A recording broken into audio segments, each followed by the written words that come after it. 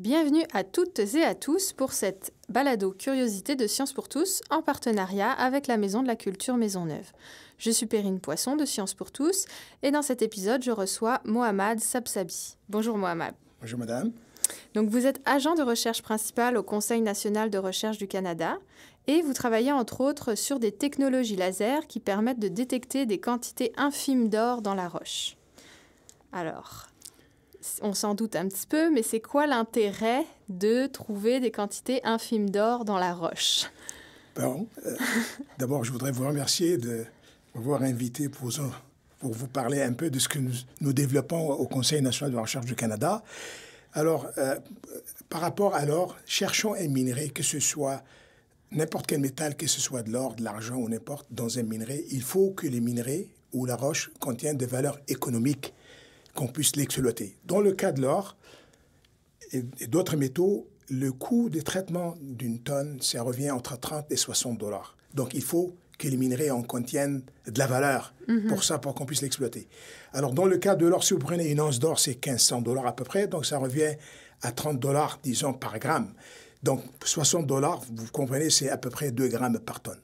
Okay. Donc, 2 grammes par tonne, donc ça prend un camion 12 roues pour en sortir une bague que vous mettez dans votre doigt. Alors, 2 grammes par tonne, c'est à peu près la moyenne de la quantité d'or qu'on va extraire d'une mine. À peu près. OK. Disons, ça va dépendre si c'est à ciel ouvert ou c'est souterrain, mais en général, c'est de cet ordre-là. Donc, vous voyez, 2 grammes par tonne, donc c'est comme chercher une petite aiguille. D'accord. Dans un tas de paille, comme on dit. Alors, quand on veut savoir si un extrait de minerai est rentable, il faut que ce soit quoi le minimum? Voilà, donc voilà, les minimums, dans le cas de l'or, c'est de l'ordre de 2 grammes. 2 grammes par tonne. Sur 2 grammes et plus. Okay. En dessous de 2 grammes, il sera plus économique. Donc, les géologues sur place qui veulent en chercher, par exemple, et prendre une décision, il faut qu'ils soient sûrs que les minerais qu'on voit à l'usine contient au moins 2 grammes par tonne. Parfait. Voilà. Et alors, donc vous développez une technologie et quelle est la précision des appareils que vous mettez en place? Bon, alors, évidemment, quand on va aller à des teneurs très faibles comme ça, donc il faut développer des choses en conséquence. Alors, les techniques qui existent dans le marché, par exemple, il y en a la fluorescence X qu'on appelle basée sur les rayons X ou l'infrarouge. Ces techniques-là ne peuvent pas détecter l'or à des teneurs, disons, de l'ordre, comme je vous ai dit, de l'ordre de 2 grammes par tonne. Alors, l'infrarouge, c'est bien pour la minéralogie. La fluorescence X, c'est bien aussi pour d'autres métaux, mais ce n'est pas assez sensible pour l'or. Donc, d'où le besoin d'une technologie qui peut fournir la teneur d'or, disons, et d'une façon directe et en temps réel. Au laboratoire, ils en ont le moyen de le faire, mais sur place, il y en a très peu de candidats. Donc, d'où, disons, le besoin pour les minières, disons, de chercher un outil qui peut fournir la teneur d'or, comme on l'a mentionné, disons, de l'ordre de 2 grammes par tonne. Est-ce que c'est la précision de votre appareil? Donc, voilà, c'est alors l'appareil qu'on a développé, en fait, basé sur le laser. Cet appareil-là peut détecter l'or même en dessous de cette teneur-là. Donc, elle est basée sur le laser. Alors, le laser, comment il fait? C'est très simple. Si on veut analyser la roche, bon, le faisceau est focalisé sur la roche. Ça fait comme une pointe de crayon. OK. Ben, il ablate un peu de la roche. Et l'émission qu'on forme, disons, on ablate un peu, donc on forme un gaz... Ablaté, on vaporise, si vous voulez. D'accord. Et on forme un gaz chaud ionisé. L'émission de gaz ionisé qu'on forme nous donne la composition chimique de la roche qu'on veut analyser.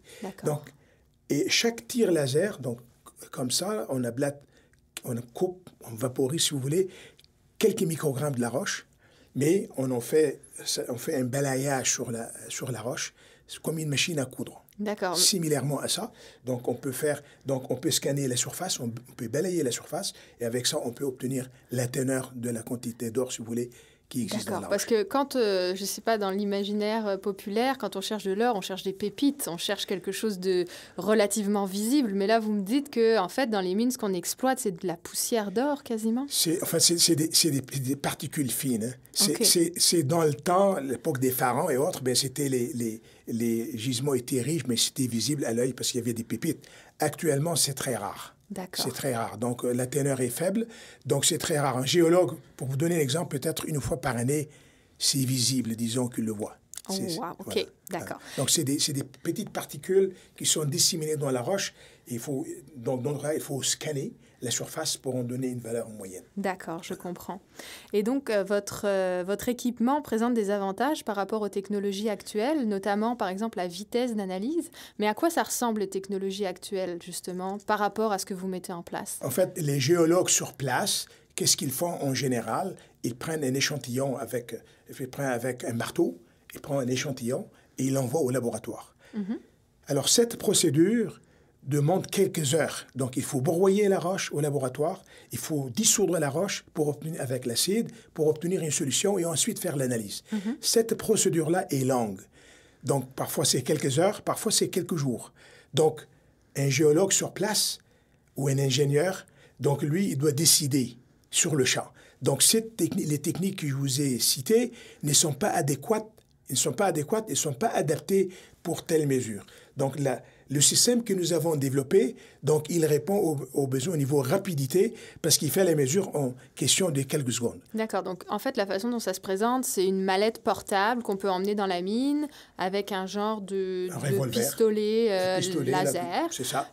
qu'on utilise pour scanner la roche et qui va nous donner des résultats en direct. Exactement. Donc, vous imaginez comme un pistolet, vous appuyez sur la roche et le laser, comme une machine à coudre, il scanne la surface. Pour vous donner l'exemple, prenez 1 cm², ça prend 100 de tir laser, c'est 1 seconde. OK. Donc, c'est extrêmement rapide. C'est le temps de le mettre, c'est plus lent que de faire la mesure. Je vois. Et pour aller dans un autre domaine, en quoi votre système peut aider à diminuer l'impact des activités minières sur l'environnement? Alors, le système, il peut mesurer l'or, mais il peut mesurer aussi tous les éléments des tableaux périodiques. Donc, autrement dit, on peut dire, c'est quoi la teneur d'or? On peut dire, c'est dans quoi l'or il est. Alors, si dans la matrice de base qui contient l'or, les minéraux lui-même, s'il y a par exemple d'arsenic ou de plomb ou d'autres éléments nocifs, donc le système peut leur dire qu'il y a des éléments par exemple nocifs. Donc, ça leur permettrait d'avoir une décision, est-ce qu'ils traitent ce minerai ou ils ne le traitent pas? D'accord, je vois. Donc, ça réduit l'impact, si vous voulez, de traiter des éléments qui sont nocifs pour l'environnement. Je vois. Et quels sont les défis auxquels vous avez fait face ou vous êtes en train de faire face dans la conception de ce matériel? Comme la conception de nouveaux systèmes, il y a des défis, que ce soit analytiques ou des défis même en génie aussi. Les composantes qui existent dans le marché pour construire le système, alors on a besoin d'un laser, disons, comme source d'énergie. On a besoin d'un spectromètre qui diffracte la lumière et d'un détecteur qui fait la conversion des photons en électrons qu'on puisse travailler avec. Ces composantes-là, pour l'application minière, sont pas adaptées pour. Donc, il a fallu, de notre côté, développer ces composantes-là ou au moins les adapter pour l'application minière d'un côté. De l'autre côté, il a fallu faire un développement au niveau analytique pour qu'un géologue, il aura le résultat sans à se soucier, disons, ou d'engager un doctorant qui va faire l'analyse. C'est ça, être capable d'analyser simplement les résultats qui vont sortir. Exactement. Donc on a développé ça, et d'ailleurs, le développement a été fait au CNRC en collaboration avec l'Université Laval et aussi avec l'INRS et aussi des compagnies minières. Les compagnies minières, 6 compagnies qui étaient impliquées dans le développement, disons, de ce système-là. D'accord. Et vous en êtes où actuellement dans le développement de ce projet-là? Si on part de l'idée jusqu'à la commercialisation, vous en êtes où dans cette échelle-là? Comme vous le voyez, à l'échelle, disons, de développement, c'est l'idée que ça sort, disons, au début de l'oreille, que ce soit une réalité en général. Ça dépend des domaines. Parfois, ça prendra quelques années. Parfois, dans le domaine, par exemple, l'informatique, ça peut prendre quelques mois, mais ça dépend du domaine. Donc, dans notre cas, pour être, disons, bref, par rapport à votre question, alors nous sommes à l'étape disons, on a construit un prototype qui était validé dans plusieurs sites miniers au nord du Québec. On l'a validé, donc il fonctionne. Et on a, aux alentours du système, il y a plusieurs inventions. Et actuellement, nous sommes à la recherche d'une compagnie pour transférer la technologie à ce que la compagnie puisse commercialiser le système et qu'il soit disponible aux compagnies canadiennes d'abord et aussi à l'échelle internationale. Donc, vous avez validé que ça fonctionne et vous en êtes à l'étape presque finale d'aboutir à un produit qui va être commercialisé. Exactement. Wow! Et dans le cadre de vos recherches, vous m'avez dit que vous aviez participé à une initiative canadienne menée par Donna Strickland, donc récemment prix Nobel, et qui vise à développer des technologies qui sont basées sur la photonique pour aider dans les mesures environnementales. Donc ça rejoint ce dont on a parlé, mais est-ce que vous pourriez me dire plus sur ce projet-là? Bon, alors c'est une initiative que vous avez mentionné Donna Strickland, qui travaille conjointement avec l'Optical Society, c'est l'OSA qu'on appelle en terminologie. Et alors, il y a à l'échelle mondiale, dans plusieurs pays, il y a plusieurs initiatives qui touchent à l'environnement. Et à l'échelle canadienne, donc, Donna travaille conjointement avec l'OSA et les fournisseurs des technologies canadiennes et aussi avec Environnement Canada. C'est à formuler genre d'initiative à utiliser, développer des technologies, si vous voulez, qui aident, par exemple, qui aident à faire des mesures de l'environnement. Je donne des exemples plus clairs. Admettons que vous avez des particules, disons, nocives ou des particules ou des contaminants qui viennent d'une émission d'une usine ou quelque part. Donc, actuellement, il n'y a pas une technique qui peut identifier les particules en temps réel, comme exemple. Donc, nous, on travaille dans le cadre de cette initiative où on veut, disons, développer des technologies qui peuvent identifier les particules en temps réel. Donc, vous imaginez, par exemple, un système qui peut aller sur un drone. Admettons, s'il y avait dans la ville, sur le drone, le système peut, en temps réel, indiquer admettons, il y a des feux d'une usine, il y a des émanations Est-ce que c'est dangereux, pas dangereux? Donc, on peut juger... Où sont rendues les émanations par rapport à la distance, s'il y avait une catastrophe, quelque chose comme ça. OK, je vois. Donc, ça peut aider, si vous voulez, ça c'est un exemple concret, mais le CNRC est supporteur de cette initiative-là, mais il y en a encore, c'est d'autres fournisseurs des technologies aussi canadiens qui sont impliqués.